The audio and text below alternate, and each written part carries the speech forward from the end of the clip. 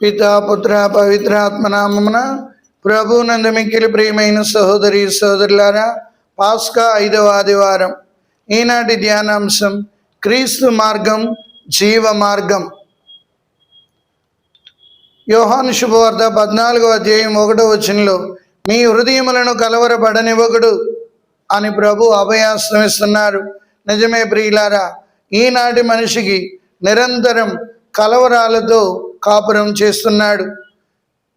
Exam pass అవుతానా అవునా, పెళ్ళి అవుతుందా లేదా, ఉద్యోగం వస్తుందా లేదా, ఇల్లు కట్టగలనా లేదా, అనేక సమస్యలతో కలవరం చెందుతున్నాడు.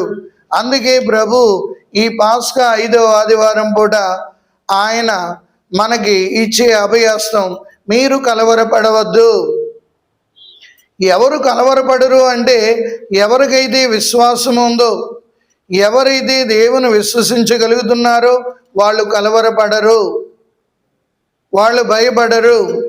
ప్రభు మీద గాఢమైన విశ్వాసము, దృఢమైన నమ్మకం కలిగిన వ్యక్తులు కలవరపడరు. తల్లి ఒడిలో ఉన్న బిడ్డ కలవరపడడు, తల్లి చెయ్యి పట్టుకున్న బిడ్డ భయపడడు, ఎందుకంటే తల్లి ఉంది కదా అని. అదే రీతిగా క్రీస్తుని విశ్వసిస్తున్న మనం కలవరపడవలసిన పని లేదు, భయపడవలసిన పని లేదు. ఎందుకంటే ప్రభువే నీకు నాకు ఈరోజు 3 వాగ్దానాలు ఇస్తున్నారు. నేను మీకు నా తండ్రి దగ్గర నివాస స్థలము ఏర్పరిచేను అని. అంతేకాకుండా ఆయన చెప్పేది నేనే మార్గమని, నేనే సత్యమని, నేనే జీవమని. ఆ తండ్రి దగ్గరికి వెళ్ళాలి అంటే క్రీస్తు మార్గాన్ని అనుసరించి జీవించాలి. ఈ లోకంలో 2 మార్గాలు ఉన్నాయి, సాతాను మార్గము, క్రీస్తు మార్గం. అందుకొరకే ప్రభు చెబుతున్నాడు, నన్ను విశ్వసించు అని హృదయం నుండి జీవ జలములు పొంగును అని. ఈ లోకంలో సాతాను అనేక రకాలుగా మనుషులను పాడు చేయాలని, దేవుని నుండి దూరం చేయాలని ఆలోచిస్తూ దాని మార్గాన్ని చూపిస్తుంది. అదే గలతీయులకు రాసిన లేఖ పౌలు గారు 5వ అధ్యాయము 19వ వచనంలో చూసినట్లయితే శారీరక మార్గాలు, ఆ శారీరక మార్గాలలో నడిచేవాళ్ళు దేవుని రాజ్యానికి దూరమైపోతారు. శరీర కార్యములు స్పష్టమే. అవేమన్నా జారత్వము, అపవిత్రత, కాముకత్వము, విగ్రహారాధన, మాంత్రిక శక్తి, శత్రుత్వము, కలహము, అసూయ, మదము, మాత్సర్యము, డాంబికము, త్రాగుబోతనం, ఇవి సాతాను మార్గాలు.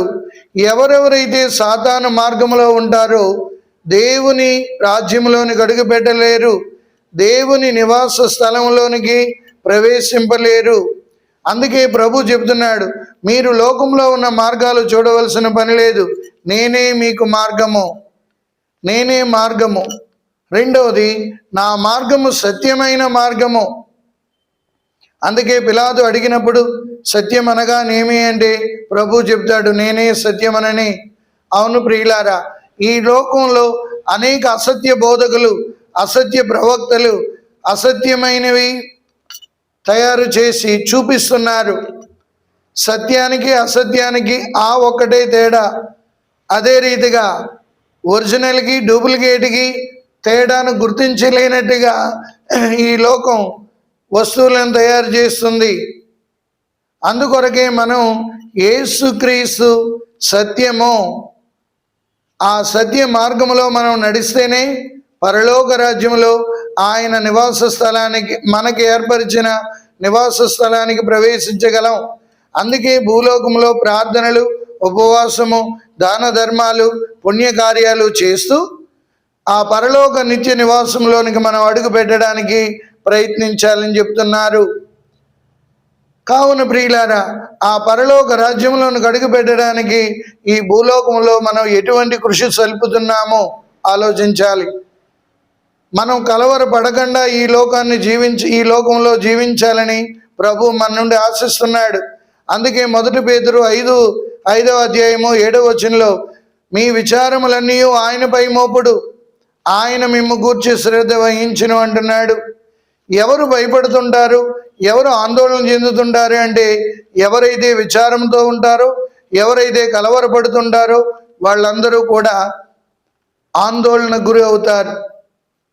అలా కలవరపడకుండా ఆందోళన పడకుండా ఉండాలంటే క్రీస్తు మార్గములో మనం పయనించాలి.